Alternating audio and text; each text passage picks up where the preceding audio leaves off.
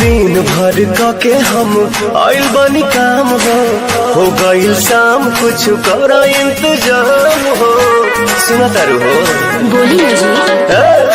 दिन भर के हम आइल बनी काम हो गईल शाम कुछ कर इंतजाम हो। दही में दम रही तबे लड़ी गाड़ी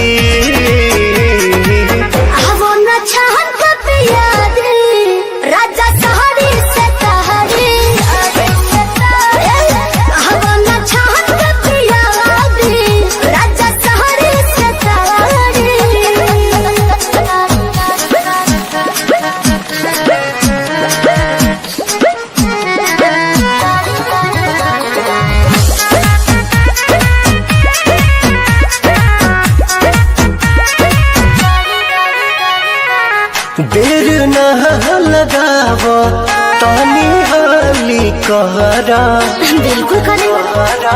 चटक चिखाना चिखा के लवने खाली कहरा राजा जी वही खमड़ोइया छोटोइया बिछा दी हो तप से लवा